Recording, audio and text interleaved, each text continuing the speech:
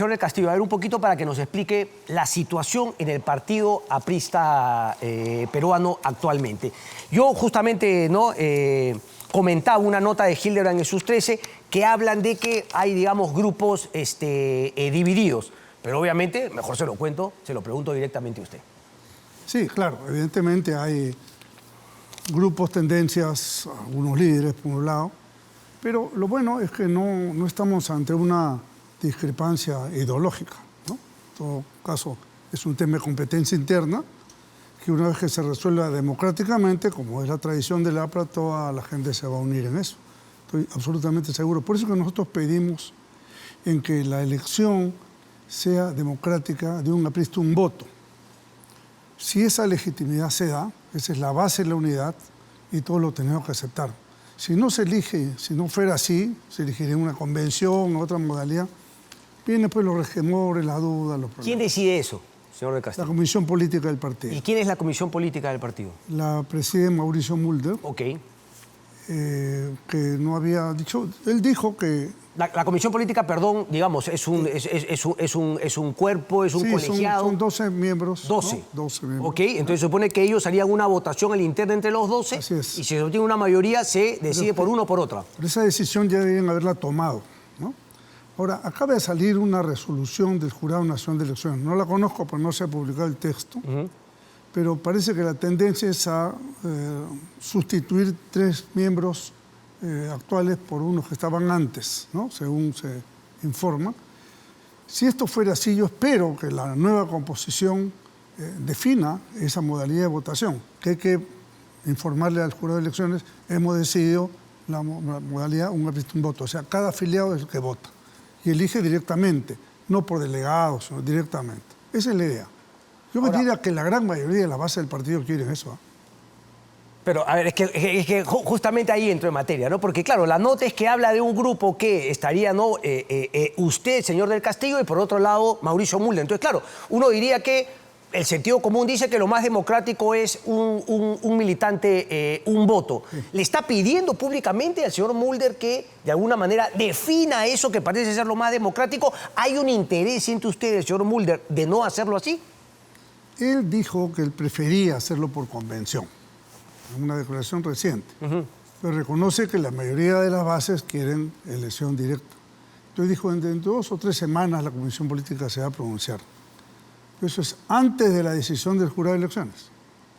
Si es que con esta nueva composición posiblemente estemos en otro esquema, ¿no? Pueden haber cambiado las tendencias dentro de la Comisión Política y espero que si cambien para bien. O sea, para decretar la votación directa, ¿no? Eso sería lo ideal y lo mejor para el partido, porque una vez legitimado un candidato por voto directo, pues el pueblo aprista se va a cuadrar detrás de ellos. Y va a ser una demostración al país que un partido sí puede hacer una elección limpia, correcta, directa, transparente. Me parece estupendo. ¿Hay precandidatos ya? Sí, hay. Cuénteme, por favor, ¿es usted un precandidato? Estoy esperando la definición. Si vamos a una votación de un aprista un voto, yo soy precandidato. ¿Y si no, no lo soy? ¿Por qué? Porque no me prestaría a una cosa que no veo con transparencia. Ok, entonces esa es una definición importante, porque usted cree que si no es un militante un voto, sería poco transparente. Así es. Eso que el Partido Aprista lo ha hecho en otros eventos, en otras elecciones, lo ha hecho vía delegados, no necesariamente un militante un voto. ¿Por qué en esta ocasión sí creería que es poco transparente? Porque obviamente el partido está con problemas internos, esto lo sabe todo el mundo, no voy a tapar una realidad. ¿Cómo resolvemos el tema de la unidad?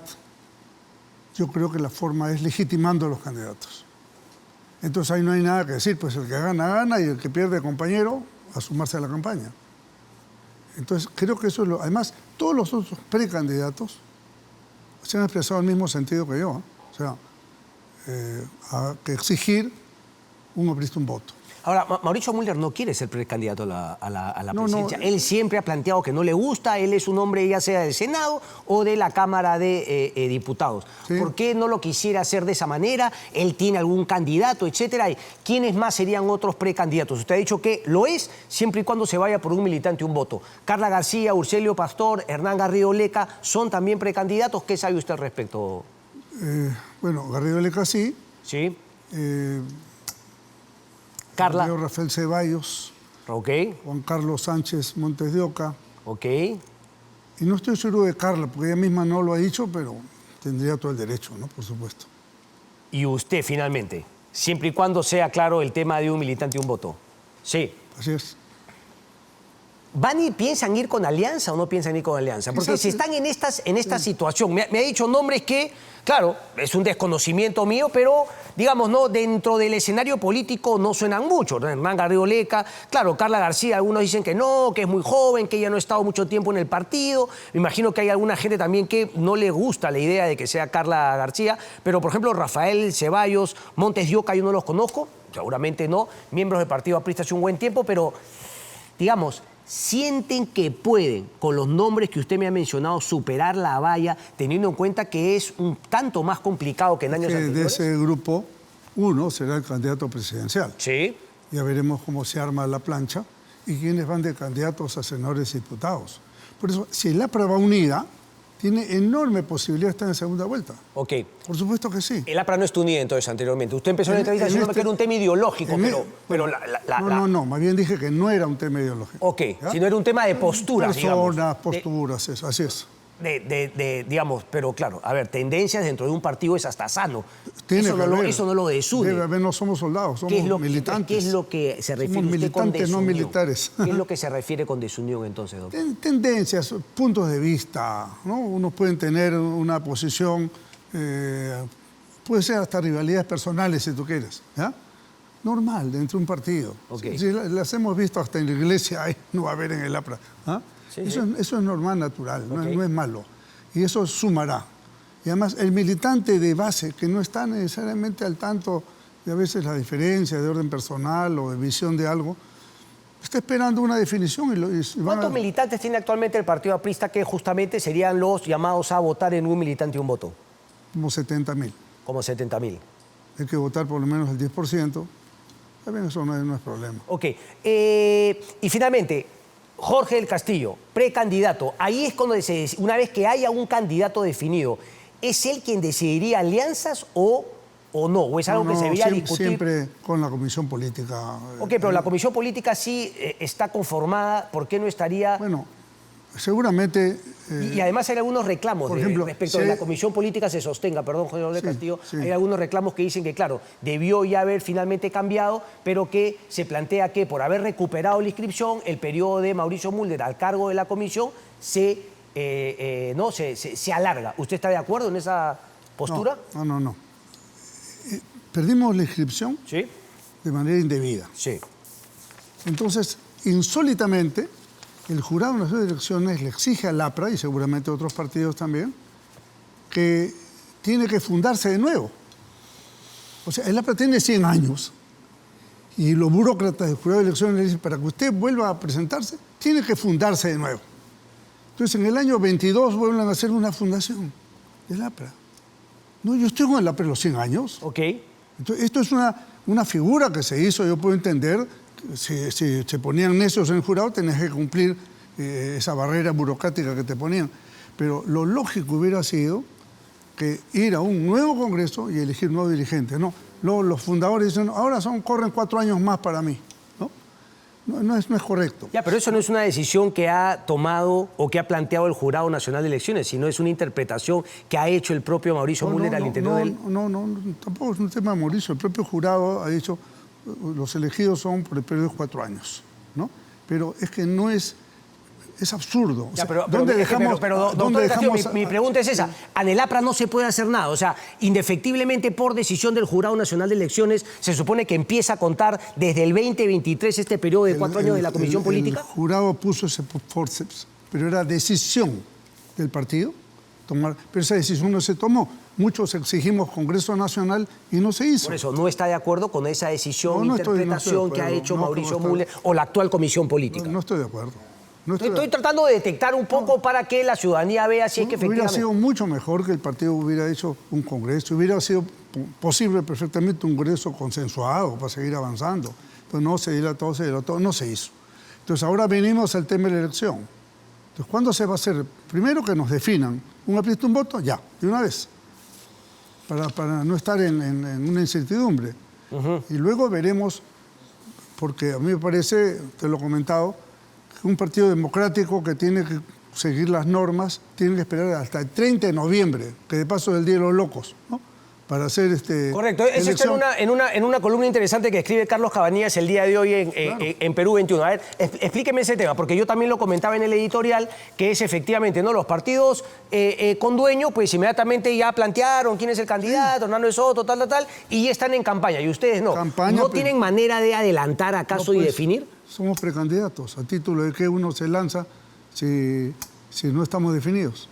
Ya, pero a ver, ahora quiero separar. ¿Qué es lo que manda el Jurado Nacional de Elecciones? Porque ustedes El Jurado de Elecciones manda que la elección sea el 30 de noviembre próximo, cuando faltan 3 meses para las elecciones. ¿No hay manera de poderla hacer antes? No, lo que deberían hacer, eso es una... No, eso lo he leído. Lo que deberían hacer es, si hay partidos que quieren hacer sus candidaturas, sus elecciones internas antes, háganlas para que puedan competir en igualdad de condiciones. Permítame dirigirle al señor presidente del Jurado Nacional de Elecciones, doctor Bugneo. Está en sus manos resolver este asunto, porque eso es una norma interna, no es una ley ni un decreto supremo.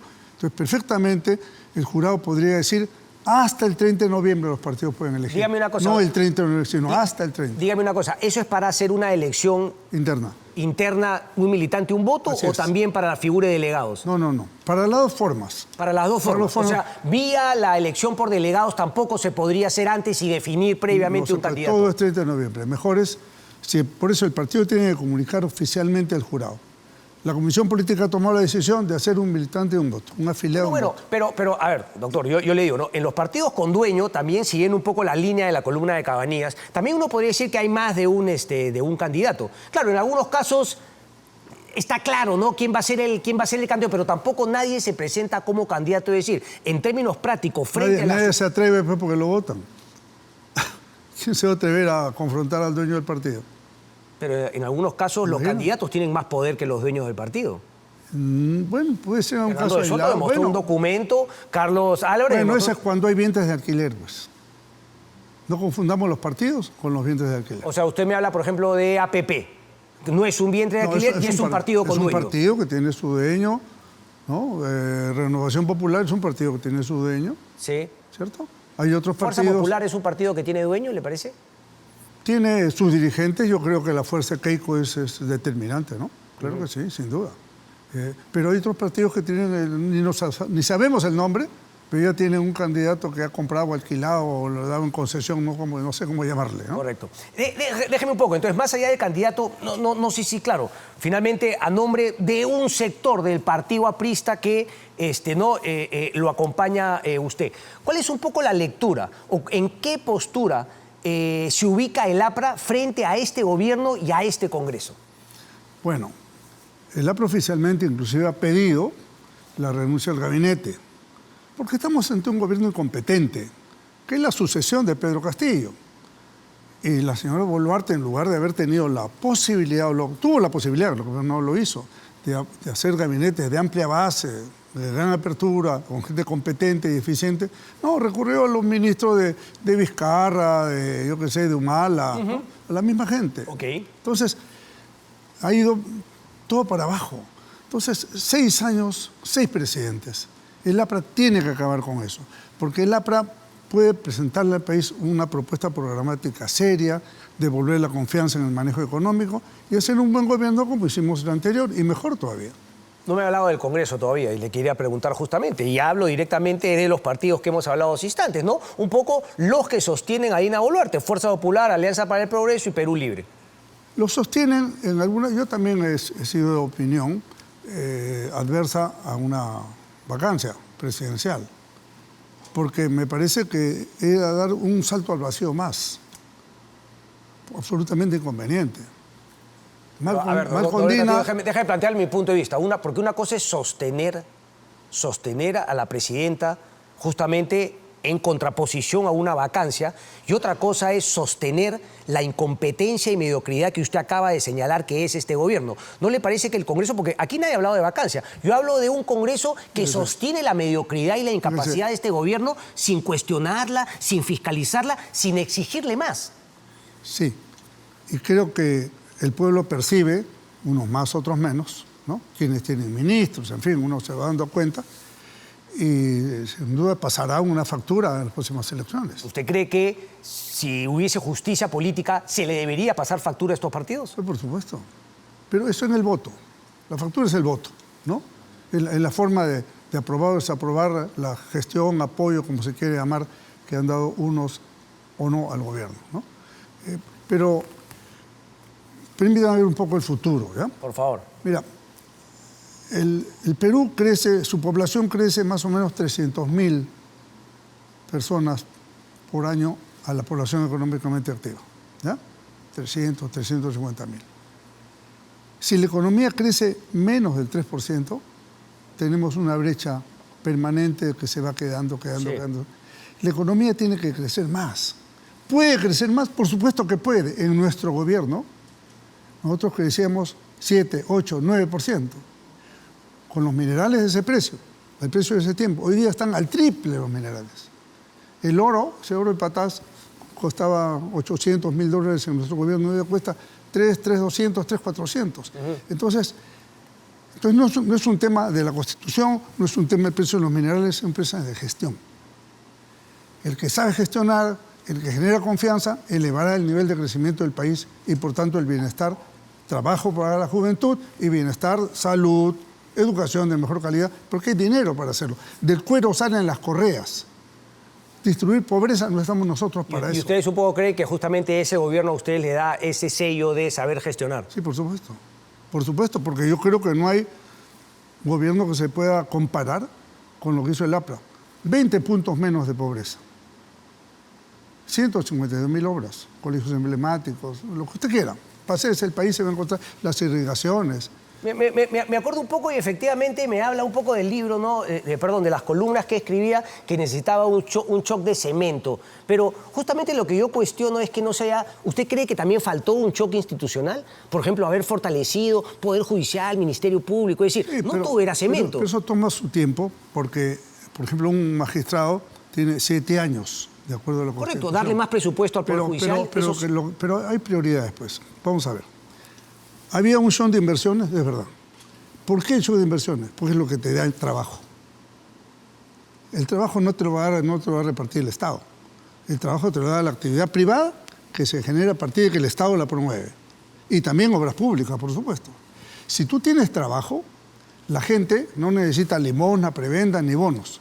La gente dignamente gana su plata, mejora la educación de sus hijos, mejora la salud de su familia. Ya ve, pero sí. Esa es la idea. Entonces nosotros tenemos que impulsar eso.